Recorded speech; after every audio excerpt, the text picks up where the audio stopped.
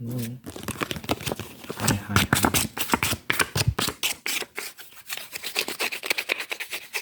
Hope you're well. Hope you're swell.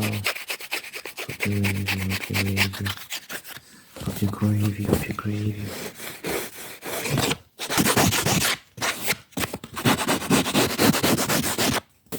I make music.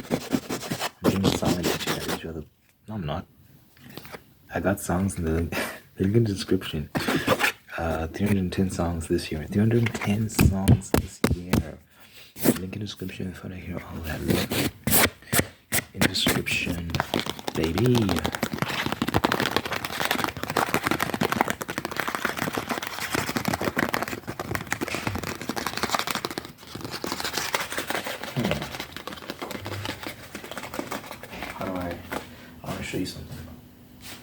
I want to show you something.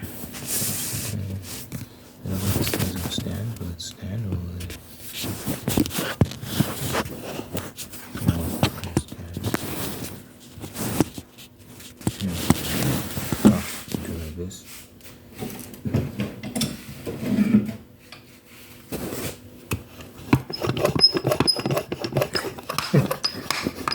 I think this is for like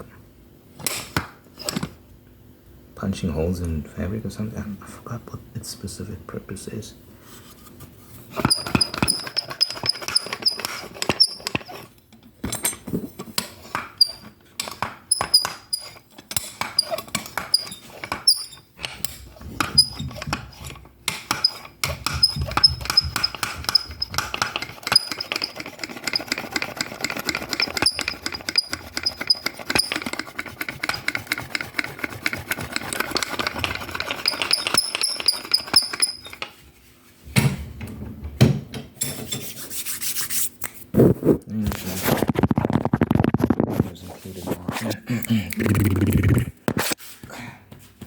That's something in my throat. Pause.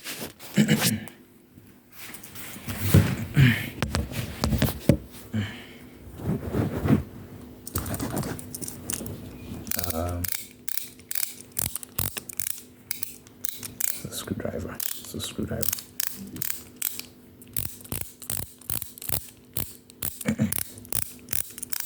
I was watching a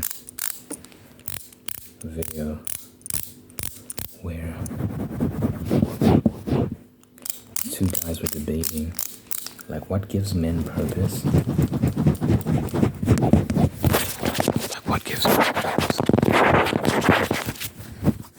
It's a very interesting discussion. And the one guy was like, pride. Pride gives men purpose. And in my mind, I was like, I don't think pride is a good thing to base your life on. I think what gives men purpose is purpose. Like, no. The question they ask is what drives men? So what motivates you? What gets you out of bed in the morning? It's a sense of purpose. Like, what do you live for? And there's this game, Uncharted 2.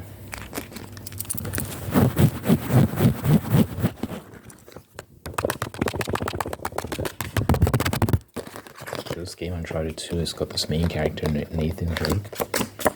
And it opens up with him. So he's in this train. The train collapsed off the side of this mountain. And it's dangling off this cliff, right?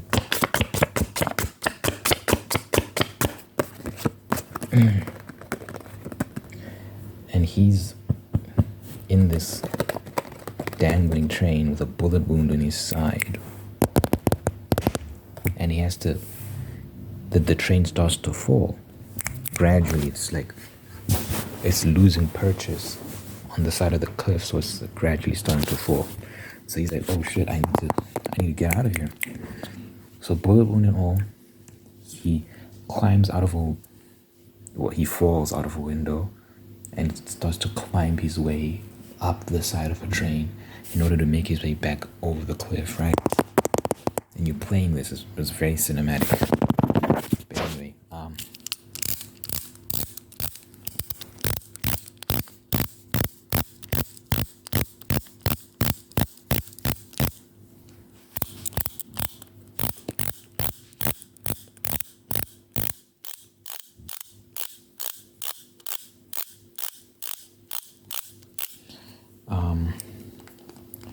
He climbs over there, gets back onto the mountain. It's snowy mountain, it's cold, it's miserable. And he starts making his way forward because he's on level ground now, and he's headed somewhere, and he encounters these soldiers who want him dead at all costs. Now he's in a gunfight. He's got this balloon, he's bleeding out, and he's in a gunfight, and he's shooting a bunch of people, and he's miserable. He's going through a tough time, right? And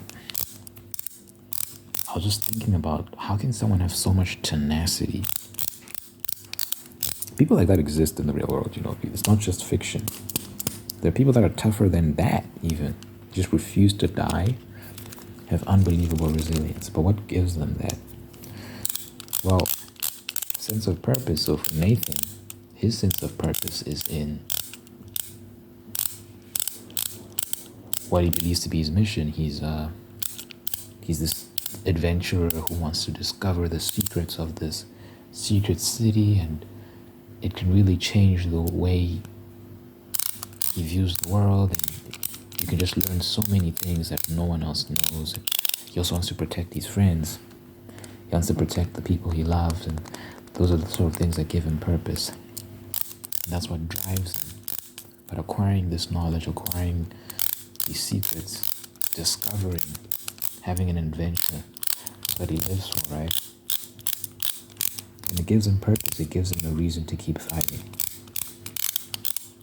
People often talk about, like, I want to be happy. All I want is to be happy.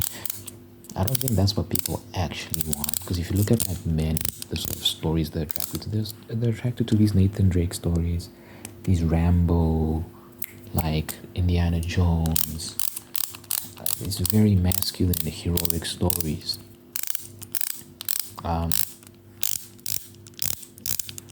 And you can't characterize the spirit of their adventure as happy.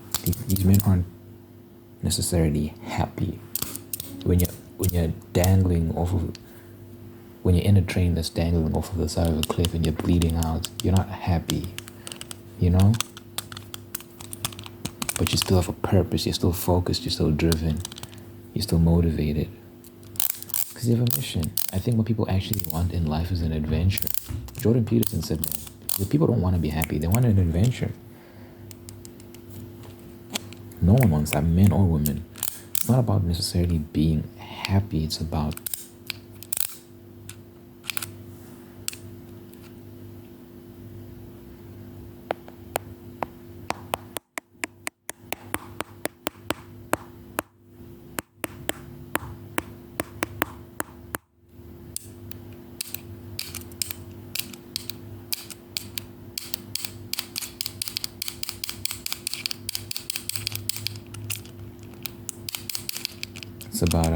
people don't actually want to be happy, they want to have an adventure. And I know I do as well. And I can think about the times in my life, the most fulfilling moments in my life. I remember, like, in film school, I was making this film. It's just a very complicated film with a very complicated concept. And just from a technical standpoint, getting it made was going to be very difficult. And my lecturers, you have to pitch your film in front of your peers and lecturers. So it's like a room full of people. You have to pitch the film, right? So that they can decide whether you're allowed to make it. They either green light it, which means you can go ahead and make it, or they give it an orange light, which means fix some details, or they give you a red light, which means you failed the term and you can't make this movie at all. So I'm pitching the movie, and my lecturers literally laughed in my face in front of everyone. It was very embarrassing. And they told me my movie cannot be made. But just got a notification. But they allowed me to make it. They gave me a green light anyway, which I'm very thankful for. So making that film, the process of making that film was interesting, to say the least. There's a lot of ups and downs. At some point, my entire crew was against me. My entire film crew was just like, bro, like, you can't make this movie. It doesn't make sense. Basically, just to summarize, what was so difficult about it was a breakup shot in reverse, like literally, motion wise, time wise, everything was happening backwards. So you're watching everything happen backwards. Like the motion is backwards. Like this guy is getting broken up in reverse, broken up with in reverse, and he's narrating his. So in his mind, he's watching his breakup, scrubbing through it to see what went wrong and so on and so forth. So everything's happening backwards, and yet he's narrating these things as they're happening to him, and he's just analyzing, okay, that's where I went wrong, and why did she say that, and da da da da. So you're just watching all this happen slowly and back and so on and so forth, right?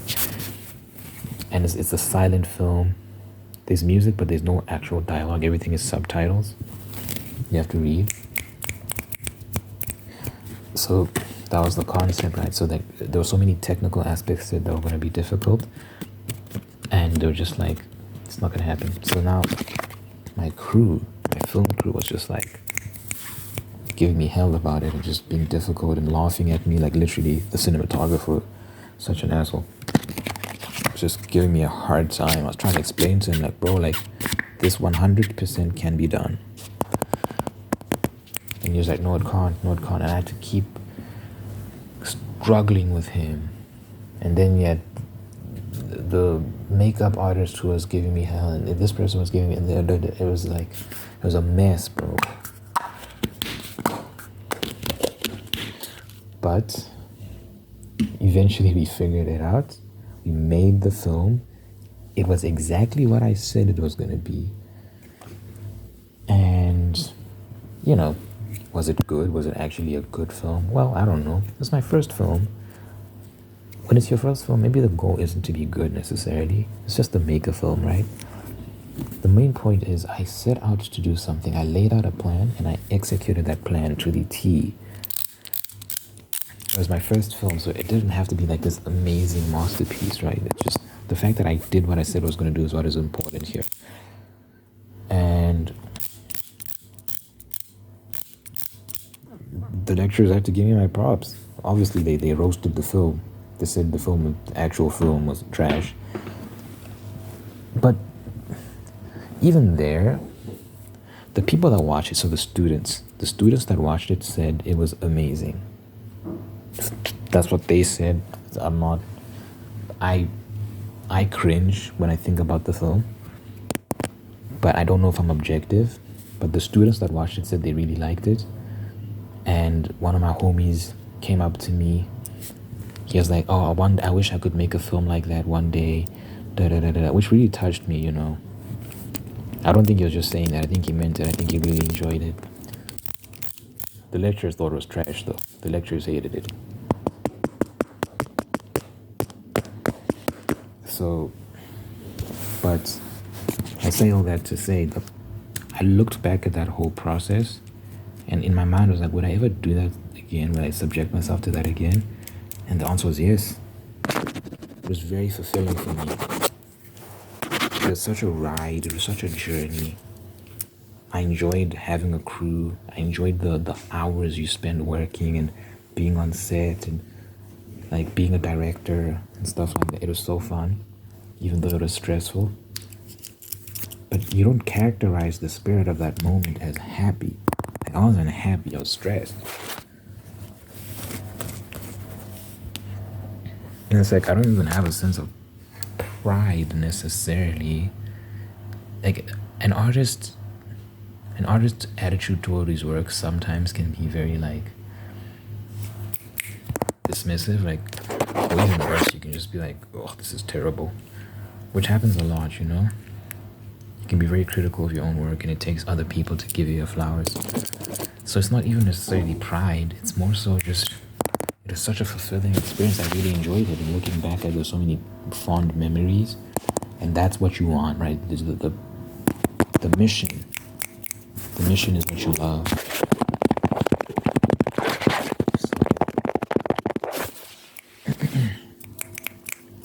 It made me realize that's what I want. not to be happy, not to be prideful. It's to have purpose, to have a mission, to have something I'm working towards. In my life, I think about getting married. I think about having children, about writing books, about performing music live, going to hold on, going to new places, seeing new things, traveling. Just being an artist, that's what I think about, in creating and having a family. That's what gives me purpose. That's what inspires me. That's what I'm working toward. So I encourage people to find yourself a purpose. As men, I think the masculine tendency is to want to protect, to want to provide. So find out how you can get a girl and provide and protect. Be the best provider, be the best protector you can be. Once you start asking those questions, once you give yourself that directive, there's so many ways to get there. And it's up to you to figure out the path you're going to take. There's so many ways you can become a good protector. Whether it's improving your body, learning how to fight, learning how to work with guns and so on and so forth. Improving your intellect so that you're not just protecting against physical threats, but intellectual threats as well. Because the stuff that gets pushed around the media and then stuff like that. Being a provider, improving your wealth. So working hard at your job. You don't have to be like fucking rich, but just being able to provide with whatever you can provide and stuff like that. Like, it gives you purpose. It gives you something. I'm not a woman, so I'm not gonna comment on the sort of things that give women purpose. But all I'll say is women are not men, and that's the thing that gets mixed up these days. We keep getting told women and men are the same. We're not the same. And I think that's why a lot of women are unhappy, because they're trying to be men. They're trying to live the way men do. And you're miserable. It's not the same. Like, enjoy being you.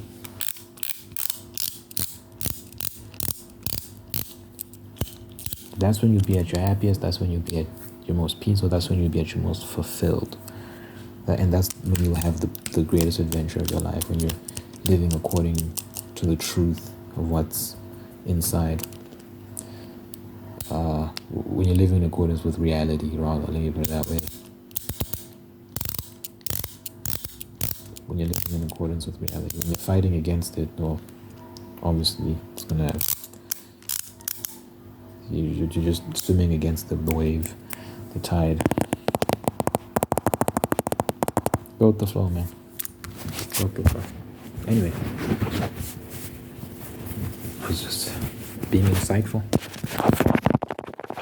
Something I was thinking about. Let me know what you think. In the comments. Let me know what you think about.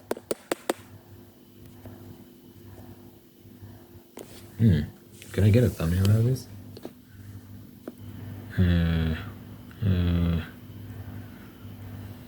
No. Maybe.